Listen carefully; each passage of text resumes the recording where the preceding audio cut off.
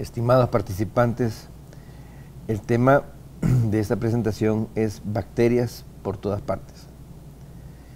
Vamos a ver, los contenidos principales son la dinámica de las poblaciones bacterianas, la biota del cuerpo humano, algo de higiene personal, el cultivo de bacterias y algo sobre fuentes de contaminación. Veamos de qué se trata la dinámica de las poblaciones bacterianas. Las bacterias tienen una forma un tanto extraña de reproducirse si la comparamos con cómo nos reproducimos los seres superiores. Las bacterias se parten en dos, es decir, en una bipartición cada bacteria produce dos células hijas y se podría decir que la célula madre desaparece. Están las dos hijas y luego estas se convierten en cuatro nietas y así sucesivamente. Esto se puede representar como una fisión binaria de la siguiente forma. De una se generan dos, luego cuatro, luego 8, luego 16, y así sucesivamente 32, 64, etcétera, con las potencias del 2. Aparentemente el mecanismo es sumamente sencillo y si pensamos en la genética de esto, podríamos pensar que son clones idénticos y que por lo tanto todas las células que se generen a partir de una misma tendrían la información genética idéntica, lo cual es cierto, pero tiene algunos detalles que tenemos que tener en cuenta para explicar la evolución de las bacterias y sobre todo la capacidad que tienen de cambiar ante las adversidades del medio. Pero eso lo abordaremos en su debido momento. Podemos ver que si graficamos esta sucesión de las potencias de 2, al cabo de 4 horas tenemos un número descomunal cercano a las 4.000 bacterias, y como esta es una curva exponencial, si la graficamos en un papel semilogarítmico, obtenemos una línea recta como la que se representa ahí, de manera que si vemos que a las 8 horas ya estamos cercanos a los 10 millones de bacterias a partir de una sola. Como pueden ver, esto es sumamente rápido, hay una enorme facilidad de reproducción. Se puede decir que lo que mejor saben hacer las bacterias en realidad es reproducirse.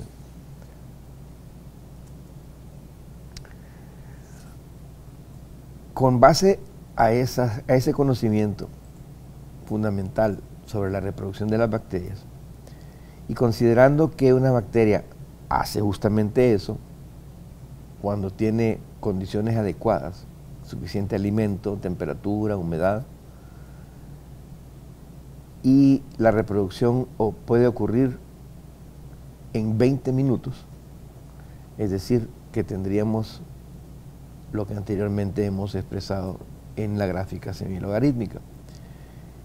Dentro del cuerpo humano y sobre el cuerpo humano existe toda una biota que en cierto momento puede entrar en esos ciclos reproductivos, dependiendo de las condiciones.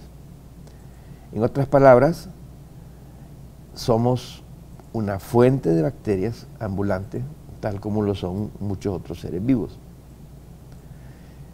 Sin embargo, considerando que muchísimas bacterias son inocuas o hasta beneficiosas, la cantidad de patógenos es relativamente reducido si tenemos en cuenta la cantidad de bacterias que existen. Y algo así también vale para las bacterias que están en el cuerpo humano. Sin embargo, para nosotros, para los efectos de este curso, lo que nos interesa es ver al cuerpo humano como una importante fuente de peligros microbiológicos. Tenemos que de todas las bacterias que están en el cuerpo humano, tenemos algunas que son residentes normales, es decir, que están presentes en los organismos sanos y no dependen de alguna patología.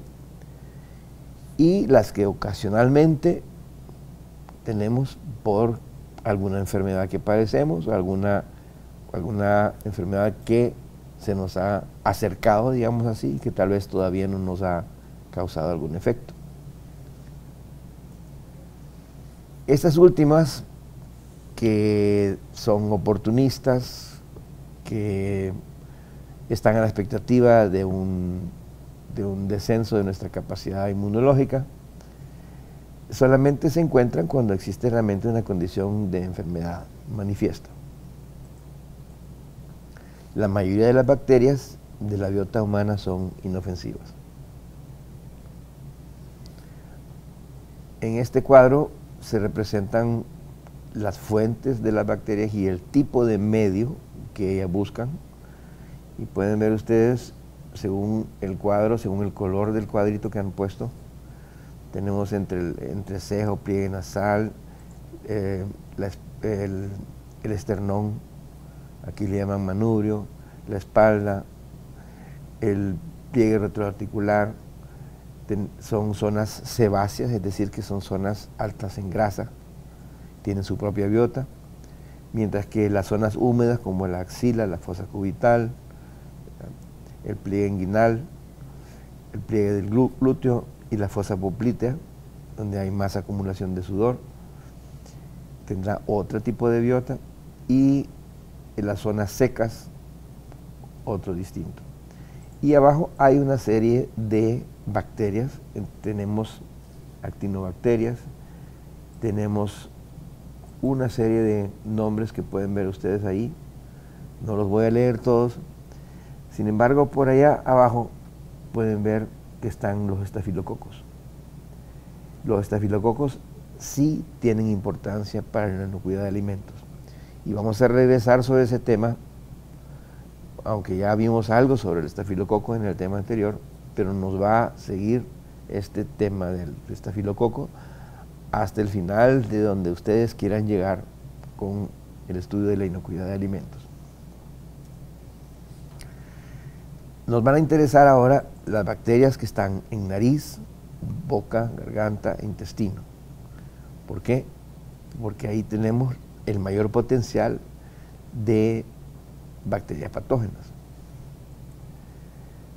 La mayoría de las bacterias definitivamente están en el intestino. De hecho, la materia fecal está hecha de agua y bacterias. Cuando los alimentos presentan organismos bacteriales indicadores de contacto fecal, se puede esperar cualquier otro peligro. ¿Qué significa? Si encontramos que en un alimento o en una superficie de contacto con alimento hay bacterias indicadoras, una E. coli, por ejemplo, no significa necesariamente que solo está la E. coli. Si hay E. coli, podríamos esperar que en esa superficie existen otros tipos de patógenos procedentes de las heces, huevecillos de parásitos, virus, etc. La determinación exacta de este tipo de organismos sería mucho más cara y mucho más costosa, mucho más compendiosa. Entonces uno se dedica a buscar los organismos patógenos. Tenemos también otras superficies del cuerpo humano, como son el cabello, las axilas, la zona perianal y los pies, que como ustedes vieron, algunas de ellas están clasificadas como sebáceas y otras como zonas húmedas, que son propias de otro tipo de biota que tenemos que tener en cuenta. En otras palabras, también la orofaringe, o sea, boca y nariz, son cavidades de muchas bacterias. La saliva y la mucosidad nasal contienen buen número de bacterias. Toda la piel incluyendo el cuero cabelludo y el mismo cabello, son superficies cubiertas de bacterias.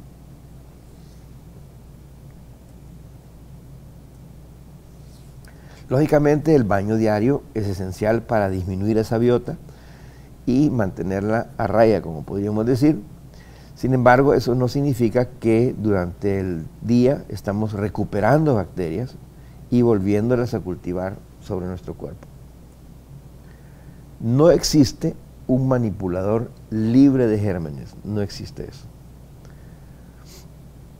Podríamos pensar que un manipulador ideal no debería tener boca, no debería tener nariz, no debería tener uñas, ni ningún otro pliegue, tal vez como sería conveniente que no tuviera glándulas sobre el cuerpo, ni sebáceas ni sudoríparas, es decir, sería un ser imposible.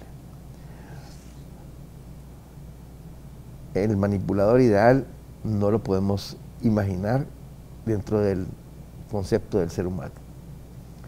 El buen manipulador de alimentos, volviendo al caso real, debe saber cómo evitar que sus bacterias lleguen a los alimentos o a las superficies de contacto con alimentos.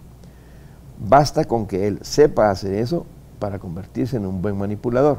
No estamos esperando de que él sea estéril, sino que mantenga las bacterias dentro de su cuerpo o sobre su cuerpo, pero no las transmita hacia los alimentos. La transferencia de bacterias de una superficie a otra ocurre mayormente por las manos.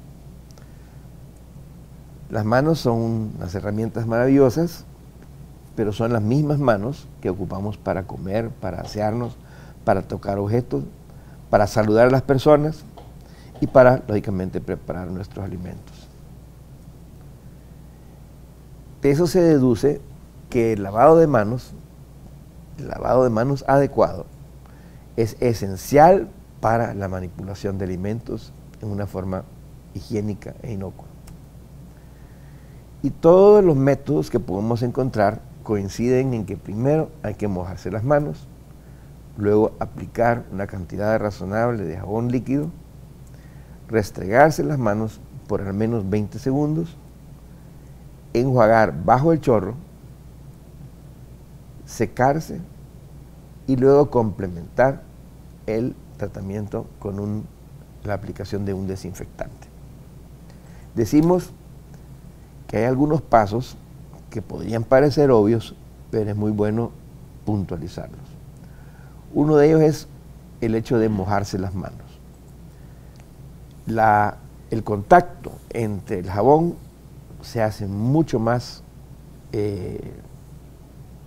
suave, mucho más parejo, si las manos están previamente mojadas. La aplicación de jabón líquido, insistimos en jabón líquido, porque las pastillas de jabón o los trozos de jabón, aunque uno piense que se están desgastando a medida que uno se lava, pero también pueden incrustársele partículas. Y si no, recuerden lo molesto que es tener que sacar pelos del jabón que no quieren salir y quedan ahí trabados. Entonces así igual pueden quedar otras partículas y convertirse en focos de infección. Consideremos una cosa: el jabón, salvo que esté certificado en su viñeta, el jabón no debe considerarse un desinfectante, no es un bactericida. La acción del jabón es disminuir la tensión superficial del agua, es decir, hacer el agua más mojada. Y así es como logramos que las partículas de grasa se lleguen a emulsificar con las moléculas del jabón. Claramente se puede explicar eso con la estructura de la sal sódica del ácido graso que se produce en la saponificación de las grasas cuando se produce jabón. Y esas micelas, esas pequeñas partículas de grasa rodeadas por esos dipolos de de las sales de ácido graso son arrastradas por el agua de enjuague. Ese es el mecanismo de limpieza del jabón.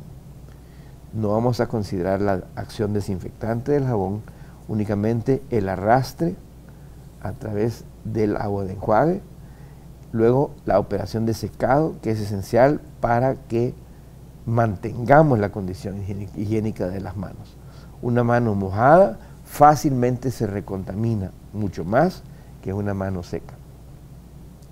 Y luego el complemento de aplicar un desinfectante. El desinfectante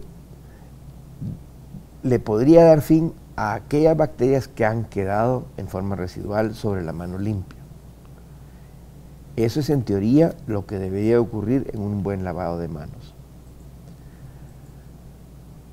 Para establecer una pequeña comparación entre un lavado quirúrgico, que puede durar 20 minutos para un cirujano, en la industria de alimentos o en el cultivo de alimentos,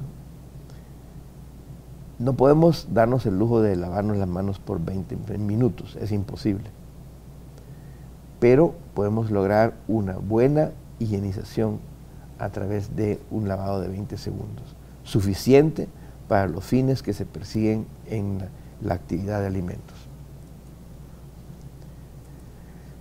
La efectividad de un método de lavado de manos se mide por validación microbiológica.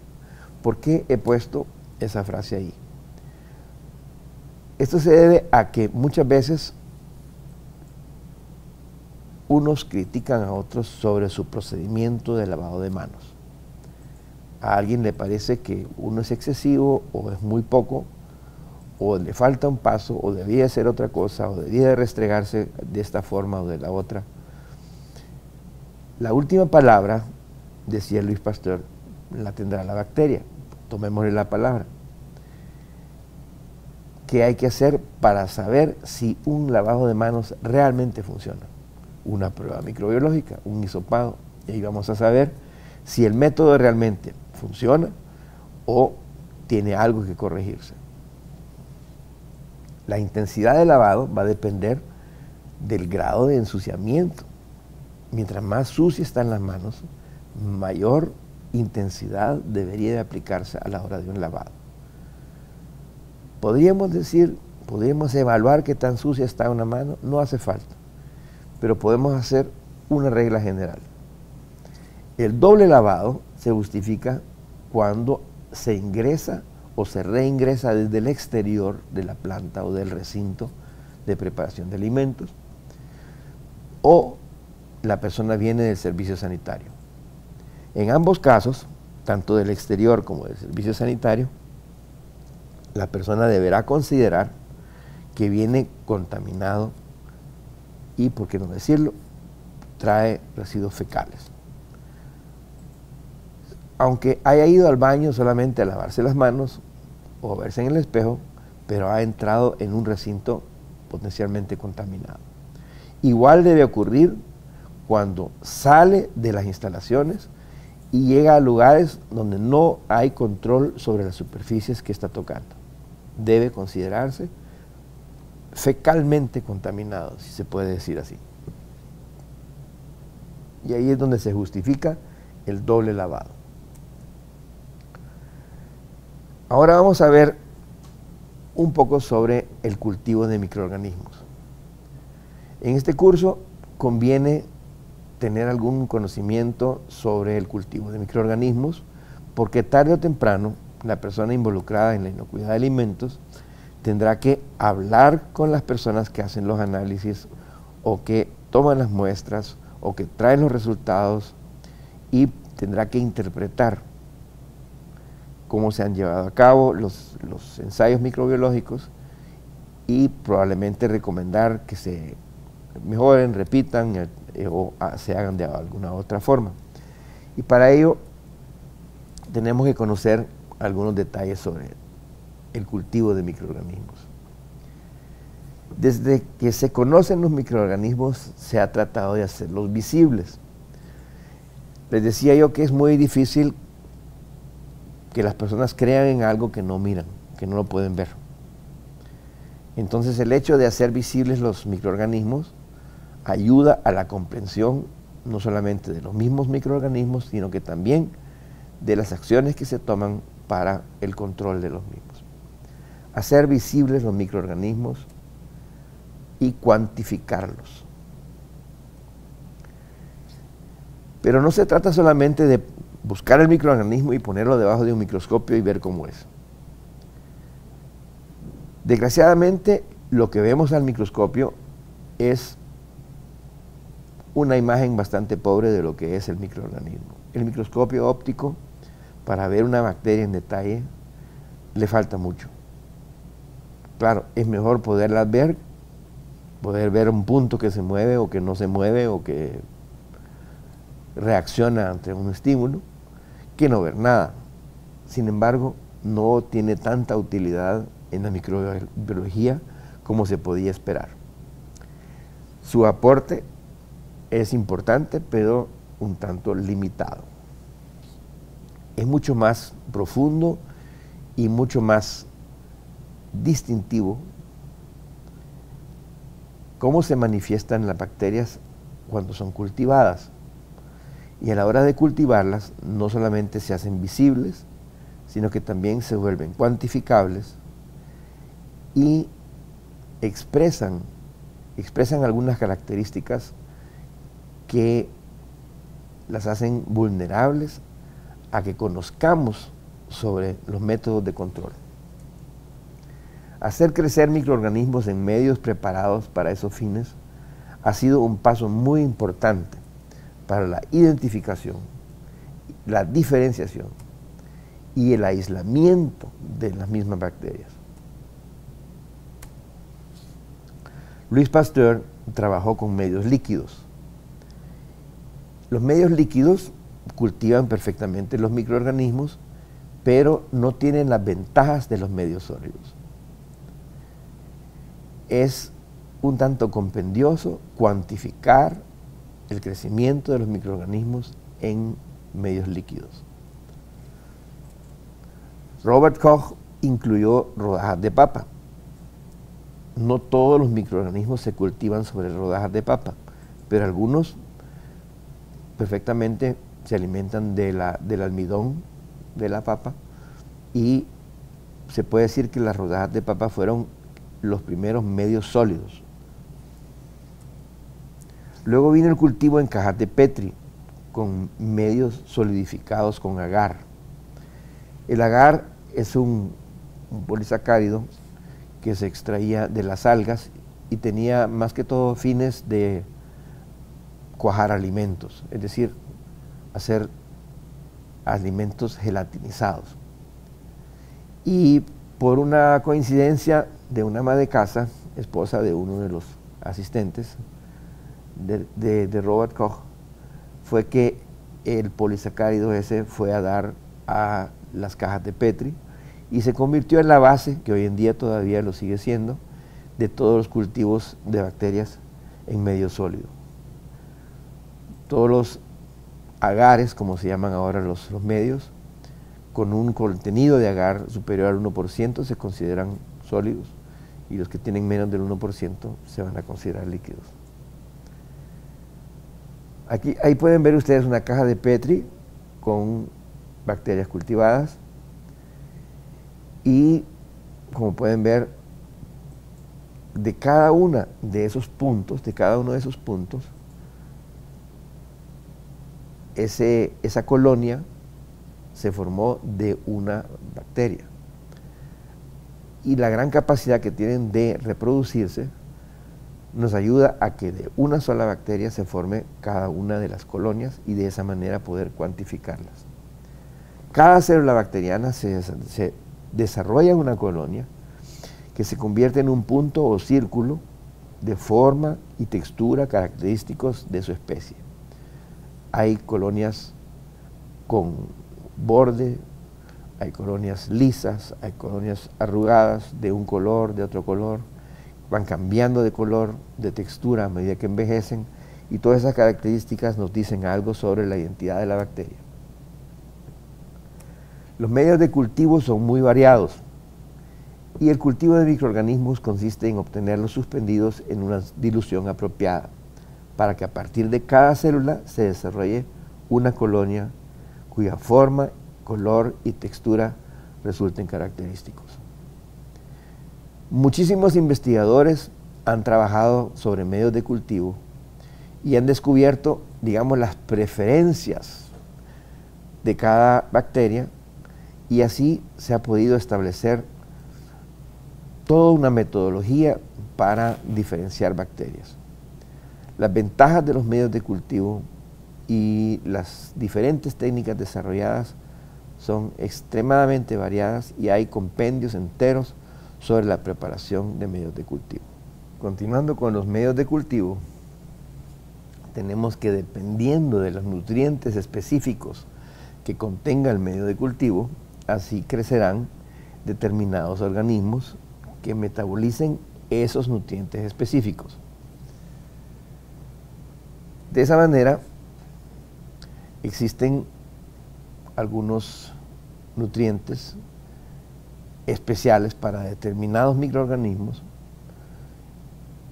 a través de los cuales se pueden seleccionar qué microorganismos hacer crecer en determinados medios, aislar los grupos que uno quiere aislar o poner juntos los pertenecientes a determinadas especies, buscar compatibilidades, y así se encuentran también los métodos de cuantificación. Hablemos aquí un poco de cómo se hace para saber cuántos microorganismos hay en un determinado medio. Los métodos son básicamente dos. El primero es bastante directo y sencillo. Se trata de determinar cuántas unidades formadoras de colonia existen.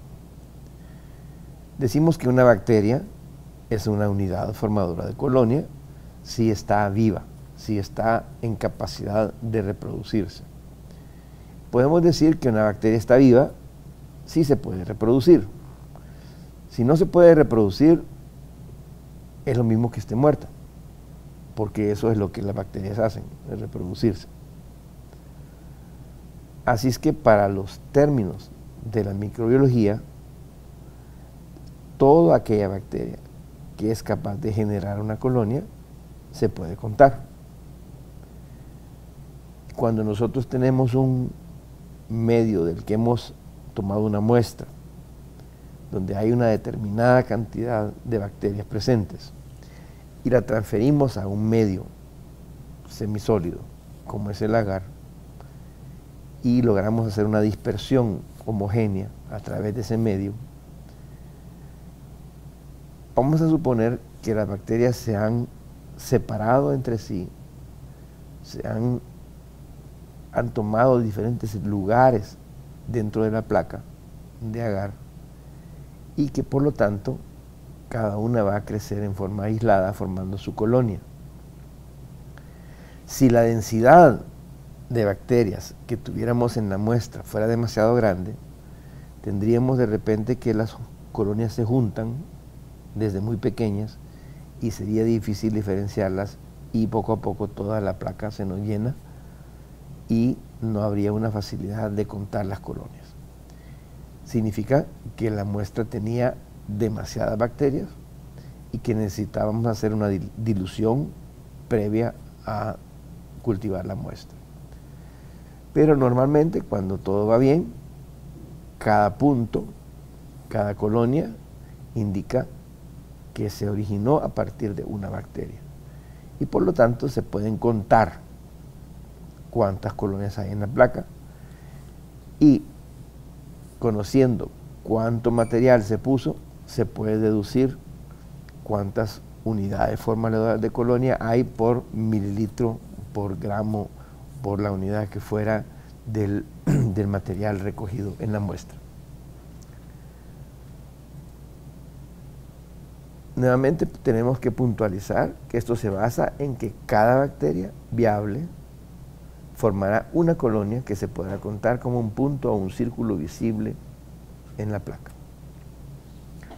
El otro método de cuantificación más utilizado es el del número más probable. Este método se ocupa en ensayos donde los cultivos se hacen en medio líquido. Y les decía desde el principio que en el medio líquido no es muy fácil distinguir colonias o distinguir si hay un aumento de densidad de bacterias, porque en un medio líquido las bacterias no tienden a formar una colonia como en el caso del sólido, sino que producen una turbidez que es bastante difícil de comparar. Sin embargo, este método se basa en una relación estadística, que se basa en que a mayor cantidad de bacterias en una muestra, mayor será la dilución necesaria o más habrá que diluir la muestra para llegar a una densidad en la que ninguna bacteria crezca. O sea que mientras más bacterias haya, yo debo de aplicar más agua o más diluyente, más medio líquido, para llegar a una concentración en la cual yo ya no vea bacterias reproduciéndose, ya no vea una alteración, ya no vea una turbidez. Pueden encontrar ustedes una explicación más detallada que la que estamos dando aquí en la literatura recomendada en la bibliografía del curso. Ahora el tema se va a dirigir a las fuentes de microorganismos. Ese es un detalle muy importante, de dónde vienen los microorganismos. Y en el caso nuestro nos interesan de dónde vienen los patógenos, de dónde vienen aquellos microorganismos que nos causan un problema, aquellos microorganismos que son potencialmente peligrosos, los que pueden afectar al consumidor. Y conocemos que en las fuentes primarias de alimento, las más importantes contaminaciones microbiológicas provienen del agua, de los fertilizantes orgánicos, de los abonos orgánicos, del suelo mismo y de la zoonosis. Esas 4 fuentes son las que vamos a considerar. El agua, vamos a especificar que se trata del agua de riego. El agua de riego puede tener diferentes orígenes. Van a existir aguas superficiales, aguas de pozo, y también así van a ser variados los peligros encontrados. Existen estándares previamente establecidos sobre cómo debe ser un agua de riego, y ahí hay características de los minerales disueltos, pero también existen características microbiológicas que deben tomarse en cuenta. El riesgo de perder un mercado por tener un agua de riego de dudosa procedencia y que de repente resulte con una sorpresa para el cultivo, para un cultivo comestible, para un cultivo de comestible que no se sigue procesando, sino que está listo para comer. Esos riesgos son los que no deben correrse. Es decir, que lo más recomendable es que haya un control del agua que se está utilizando. Si es de pozo o es superficial, previo al riego, debe saber uno qué está regando y qué potenciales peligros podemos encontrar. Coliformes, salmonelas, parásitos, es decir, huevecillos de parásitos o parásitos unicelulares, y también virus, como el caso del norovirus, que también está despuntando últimamente como un peligro de bastante interés. En fin, el agua de riego puede ser portador de todos estos patógenos, dependiendo cómo se relaciona con zonas contaminadas, zonas de alta población o zonas contaminadas por porquerizas u otros establecimientos donde se están criando animales.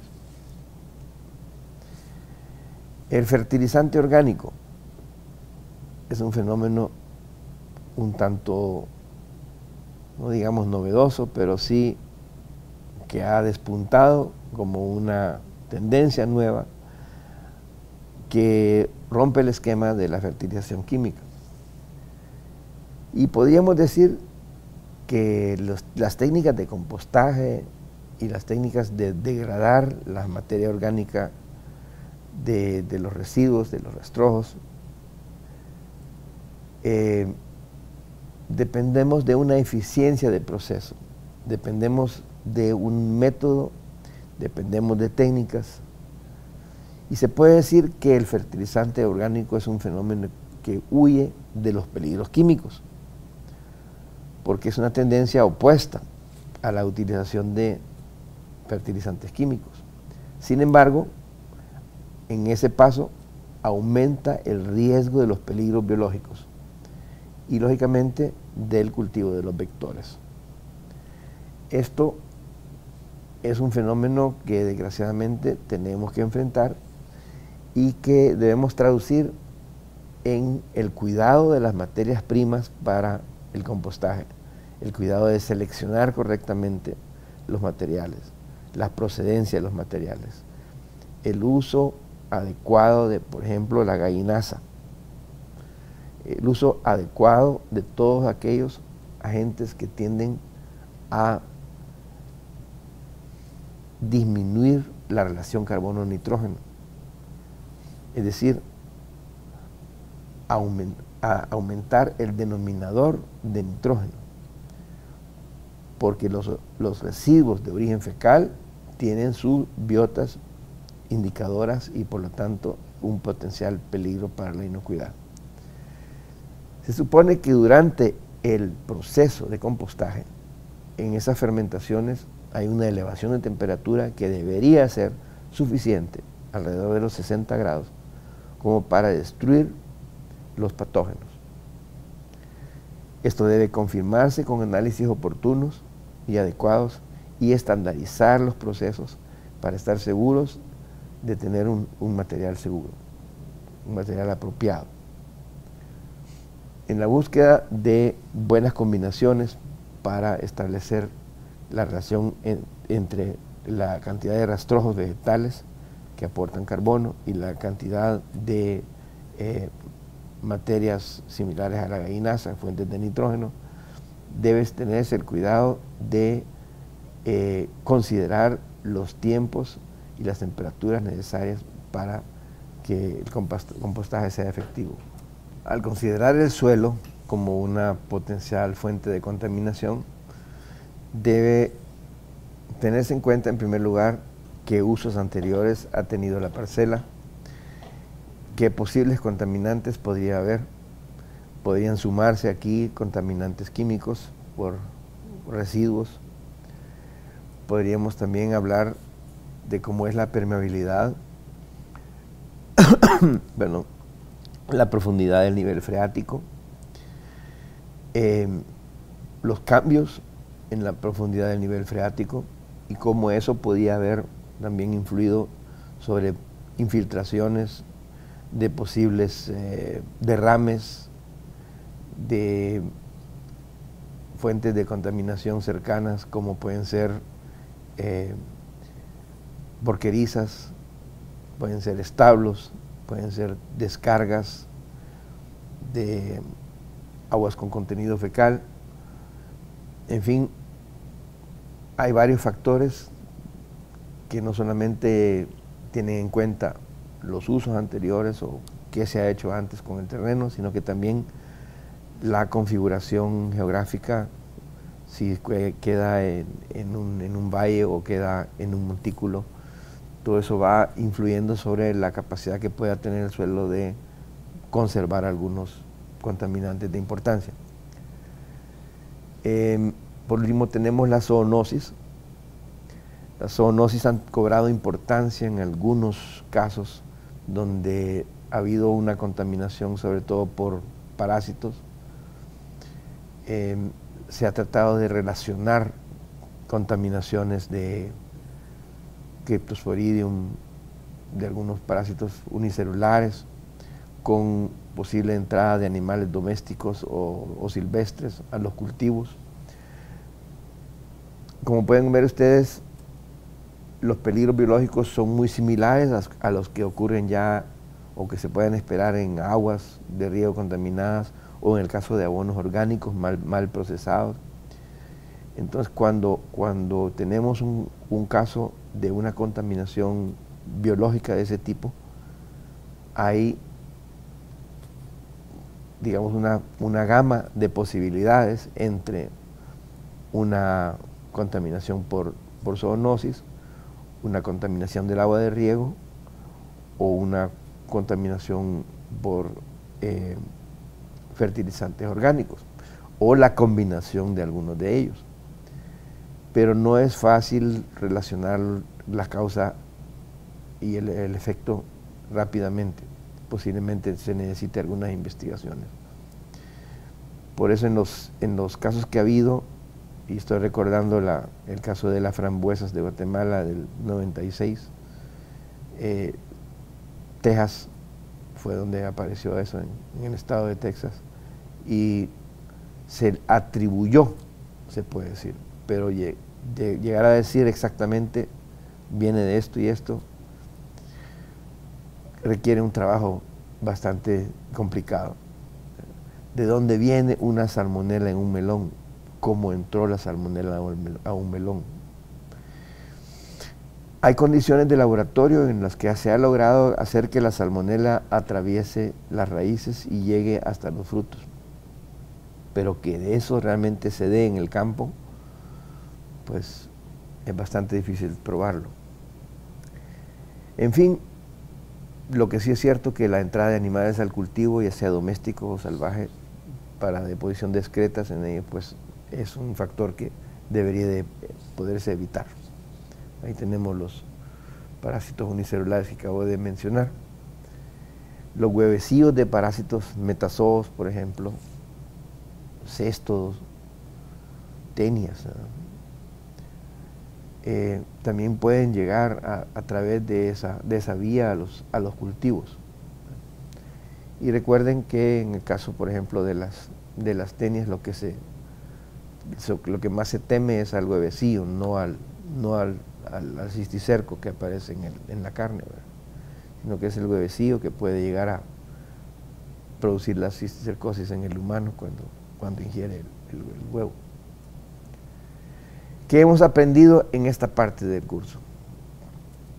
En primer lugar, hemos visto un poco sobre cómo crecen las bacterias, cómo se reproducen, con qué velocidad, cuando los medios son adecuados, ¿verdad? ¿Qué hace la bacteria? ¿Qué tan rápido se reproduce? Hemos visto las bacterias en el cuerpo humano, cuáles son, dónde están, cuáles son las partes del cuerpo humano donde más se podrían dar determinadas bacterias, a qué temerle. Las principales técnicas de cultivo de algunos microorganismos, sin entrar en detalles, pero hemos visto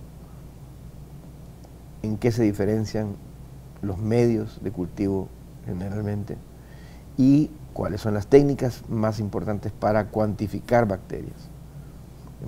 Vimos el número más probable y vimos las unidades formadoras de colonia como los parámetros más importantes para definir la cantidad de microorganismos de un alimento o de una superficie en contacto.